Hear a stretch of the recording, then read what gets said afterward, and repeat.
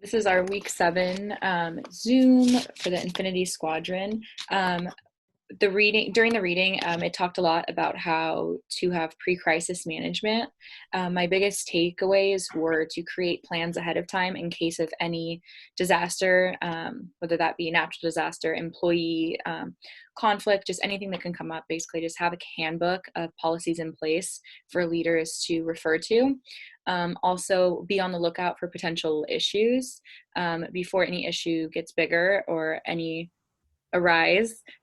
Just pay attention to the employees, the environment. It referred to danger signs and trouble signs that leaders specifically should pay attention to.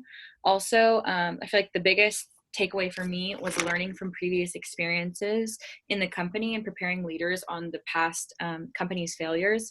My biggest example of this was when I was 16, I started working at Jack in the Box.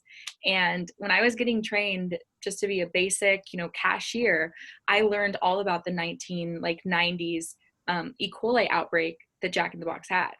And I mean, I turned 16 maybe like 5 years ago. So it's literally like 15 years later, they were still just educating us on the importance of food handling and just that crisis that happened and how to prevent that from going forward. I just kind of want to end with a quote from the book, which was, "Never waste the opportunities offered by a good crisis." Thanks, Adriana. I think that the thing that stuck out to me about crisis preparedness was the idea of always be looking for a problem. I think that I've been the victim of that a lot, and I've worked with people too, where I've been in the front end, like young, and people that are always looking for a problem and thinking, what is wrong with these people? Why are they borrowing trouble? Why can't they just relax? And then something's happened, and I thought, oh no kidding, thank goodness these people were always vigilant, always looking for trouble. I think most recently, I work in the food industry also, and so the whole pandemic has been really amazing to watch the response of that. And because I'm not operational necessarily, I work in cross-functional teams a lot, but not necessarily hands-front operational.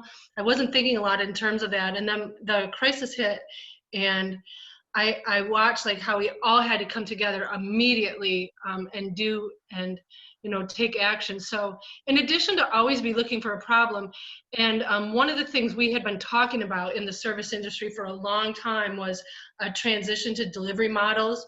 We've been watching like how other QSRs and other industry leaders have been moving. I was watching like Wendy's draw up plans for like completely lobby-free restaurants, and we were all just like, wow, where's this going? And our company was a little bit we're family owned, so we can be mom and pop, but we had really pushed hard for delivery models. So we had tons of delivery models in place. We were using them, and we had been for years when this hit. And I think our competitors that weren't set up in those models got crushed. And so we were really thankful that we realized that like our current model was going to have a problem.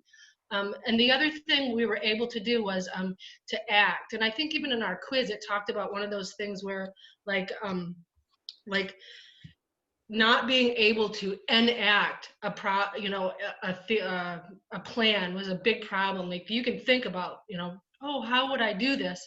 But you have to have like fast action models. Like if something happens, boom, we're going to be able to do this. And it really showed me in this instant.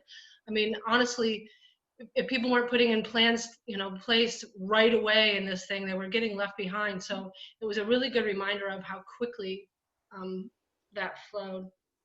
That's all I got. Cool. Thank you. For me, the 3 things that came to mind when I was just like reading about crisis management and watching like the video on like the BP spill was communication, accountability, and safety. And things that I noticed in the video that went wrong with the whole BP and all of their issues is that they valued the profits more than safety. Many times it described how they often like cut corners and would put people like at risk, knowing that like, oh, we should be like cleaning this or maintaining this, and they're just like, well, we want to save money, so let's just not worry about it right now, which ended up causing people to die. Another thing was just a lack of communication, that managers and workers were not aware of issues that were going on. And so they're going about business as usual, which then led to more like fatalities and issues. Um, and they had like a lack of accountability, that nobody had been like blamed or charged, or everyone's just kind of like pointing fingers and apologizing of like, who is actually supposed to be like in charge of making sure that this kind of stuff doesn't happen. um they didn't really like address that at all. They just tried to like pay people off to like be quiet and don't talk to the media. um and I felt like that definitely showed like a lot of things that they don't do well with crisis management. On the opposite end, because we are kind of in a crisis, in a pandemic, I reflected about kind of like how working at Starbucks, how they address like the crisis in the beginning. And I felt back in like in March and April, I felt like very thankful to be working for Starbucks, because I felt like they did handle the pandemic very well at the beginning. Like every day there was new communication coming out of like, what's going to be the new norm, what are we doing about these different changes, and how can we keep ourselves safe. They definitely valued like all of our partners. We got like paid time off, we got an increase in pay, and I felt like Starbucks really exceeded at the beginning the communication, accountability, and safety. Like they were caring about like, how is this affecting our partners in various ways, like how is it affecting our families and whatnot.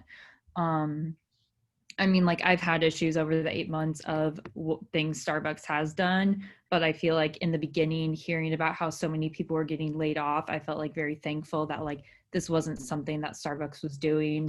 And I felt like they had a crisis management plan like in place. Thank you. I agree with everything you guys said.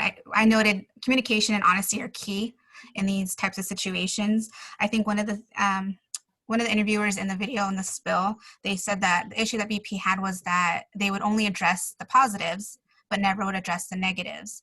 And that's a huge thing, that if something went wrong, you still have to address like, this happened and this is what we're doing, because of that. Like, how are you fixing it? And I think a lot of times they just kept everything hush hush because they didn't fix the problem. They were having uncertified workers doing jobs they shouldn't have been doing. And like how Adriana said, I think it's very important for companies to have things set in place before a crisis already happens, like be prepared for it. One of the things I did at my job is we do have a crisis kind of plan right now, whether it be an earthquake, a flood, or fire, whatever the case may be. We have a game plan of like, there's this tree of who's responsible for what, who's talking to who when something happens. We know where to report, where do we exit, where do we all meet. We even like found out like where there's like, if there's like a gas leak, whatever, where to turn off the gas. I didn't know where it was until they told us. So, there's a lot of times, like right now, if you go into my office, there's probably nobody there except maybe a couple of people. And, are they going to know how to handle, crisis if something happened, if, someone broke in, whatever the case may be, just having that, game plan. So I think that's a huge thing, is having that training, and ensuring that you have the right people doing the job they're supposed to be. If they're not trained to do that job, then you're definitely going to have situations arise. And I think too, how Courtney said that they worried more about the profit than their people, and the companies have to show that they care about their people. The safety of your people should be number one priority over anything. So good points, everybody. Thank you, Jessica. I agree. And to expand on that, I found something interesting with BP. It's like they they chose to spend the money or focus on cost savings. But then in the end, they're paying out in all these lawsuits or to keep people quiet. And it's like all that money could have been used to risk manage, for risk management and to save all these people's lives, or to better plan or train their employees. So I just really, that was mind baffling to me. And I feel like so much of what they did wrong was like common sense, and they had like a bad record for many, many years of this kind of bad leadership when it came to all of their errors that they're making, not only in, I mean, things are going to happen, especially in their industry that, you know, oil spills, that's a risky industry. So I feel like that is where their focus should have been. So unfortunately they didn't learn. And so I think that, again, communication is a major key in crisis, especially when you're in the public eye. I do work for a public institution. And so for us, it's like, you need to be ready for a communication plan right away. Somebody is always assigned to only speak to the media, because oftentimes the media is on site before you even get a chance to report to them. They're already reporting whatever the hearsay is. So it's important to have your facts in check and take responsibility for what has happened and let them know what is being done. Even if nothing is being done yet, just that you're acknowledging, hey, there's a problem, we see it, we're working on it. For us, I work for the dorms at a university. And so right now with the pandemic, it's nuts with the crisis management plan. We've always had an emergency action plan, which is a committee of various leaders throughout our unit. And everybody meets monthly to go through these kind of things. And I think that's super important, especially right now. I don't think any of us could have expected what we're facing right now, and a lot of our plans aren't directly related to this, but it's a starting point. And so having that starting point and working through it, and then also reflecting back on it to say, hey, this is what's not working, this is what we need to do if it gets worse or not worse. I think those are super important, especially for the students that live there. I mean, that's their home, and if there's a crisis, whether it be the pandemic or a flood or a gas leak, I mean, that's where they're living, so we need to have something immediate for them.